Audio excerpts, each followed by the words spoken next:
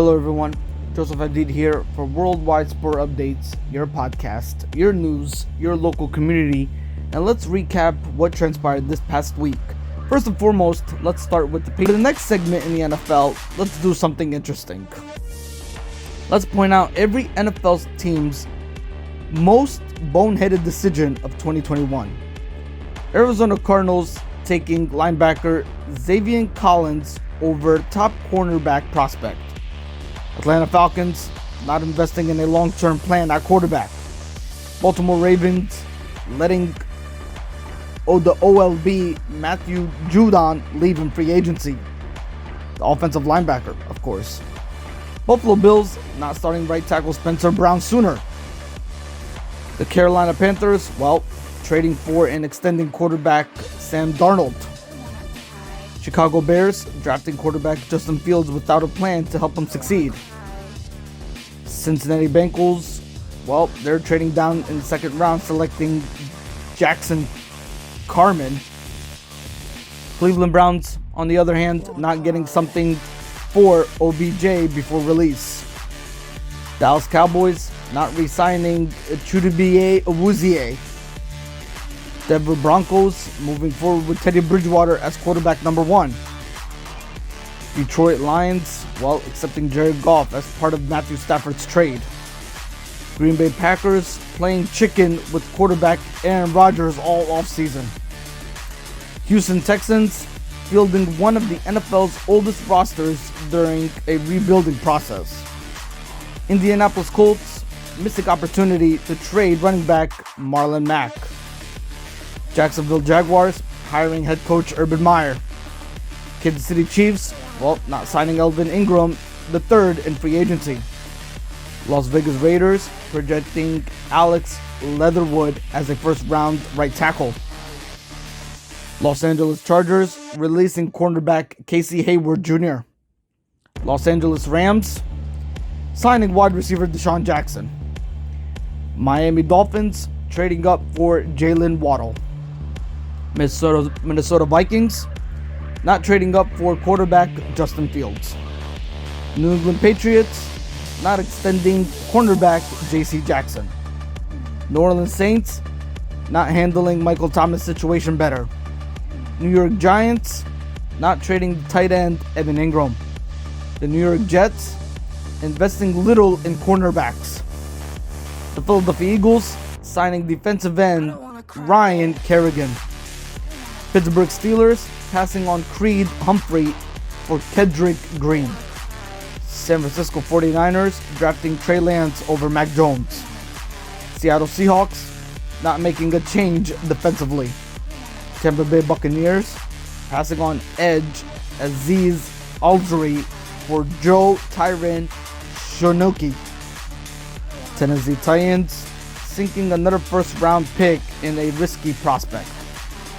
The Washington football team not making a move for one of the top quarterback prospects. Easy to point out, difficult to execute. Let's quickly move over to some NBA news. Dennis Rodman says visits to gay clubs inspired him during his NBA career.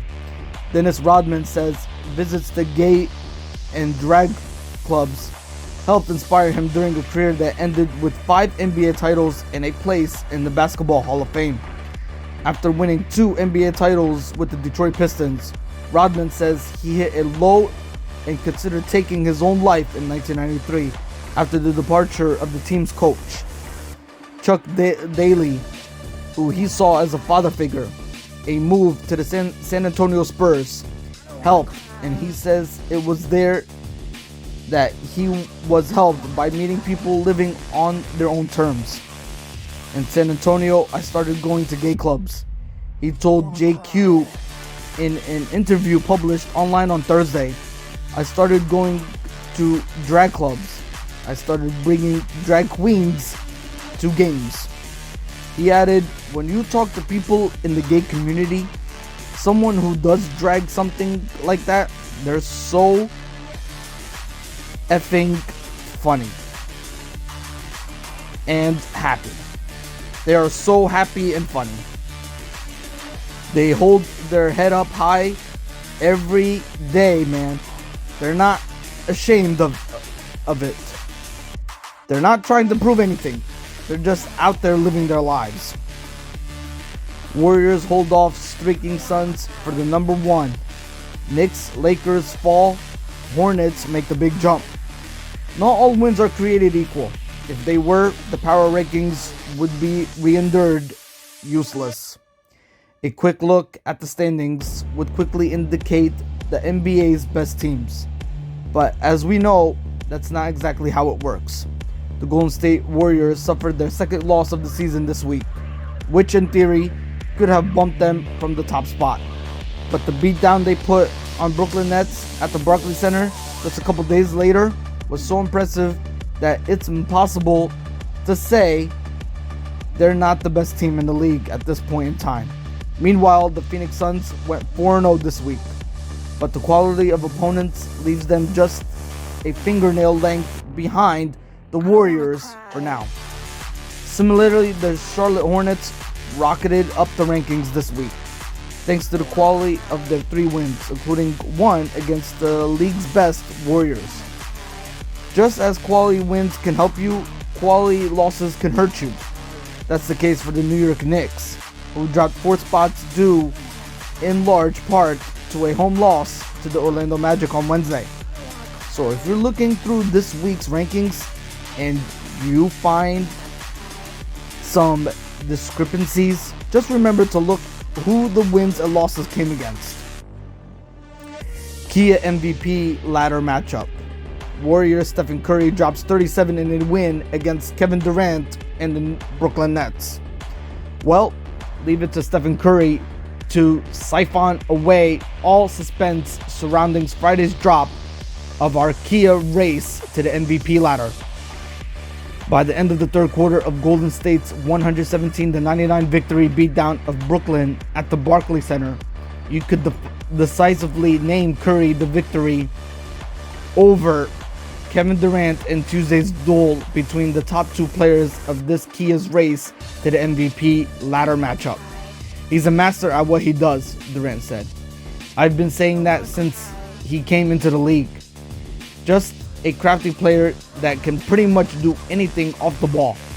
That can cut to the rim, shoot floaters, shoot threes, and then he can handle the basketball too and get down to his spot. That's what you get every night from a player like that playing at an MVP Hall of Fame level. You've got to respect it. The crowd at the Barclays Center certainly did.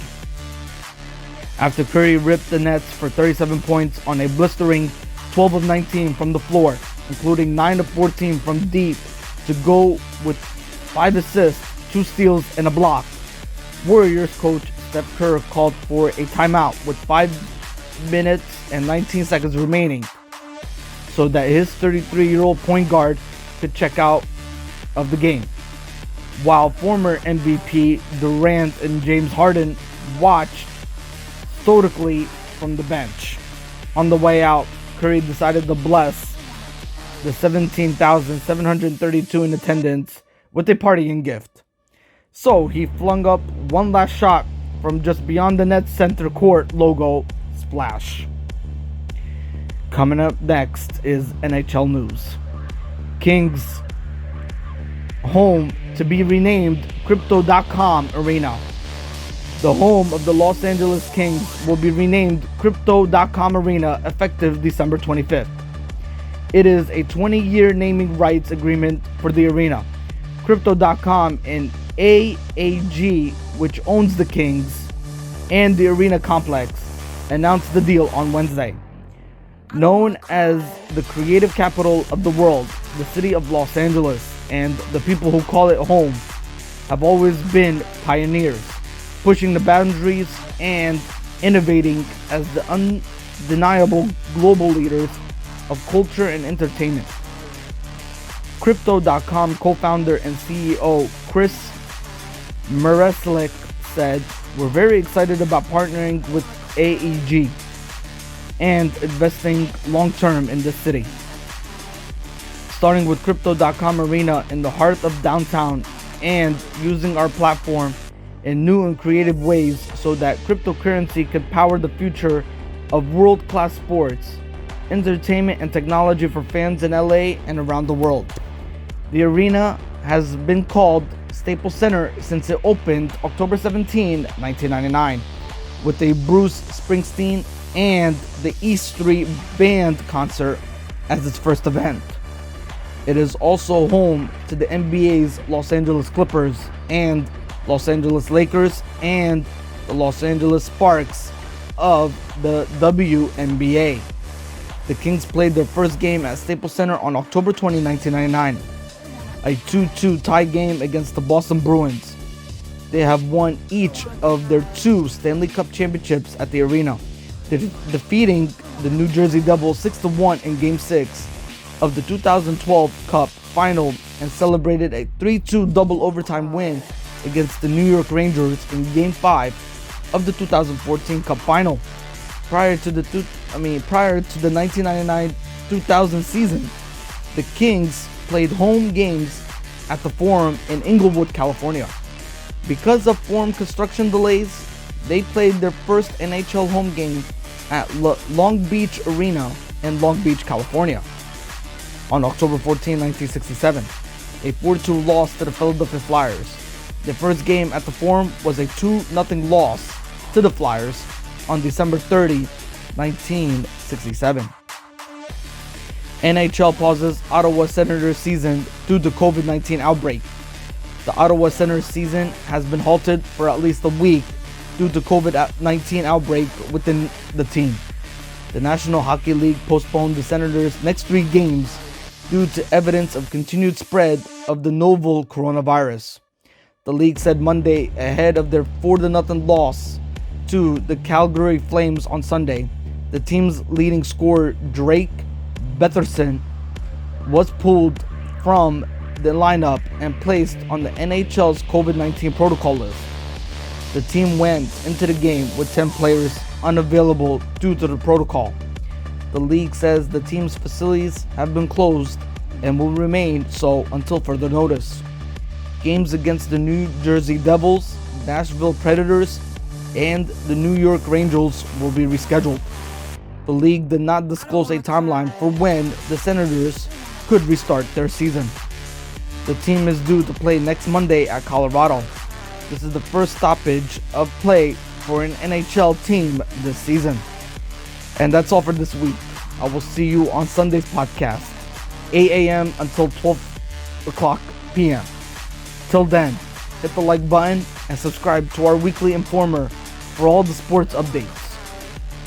Again, Worldwide Sport Updates, your podcast, your news, your local community. This is Joseph Hadid, and I'll see you around.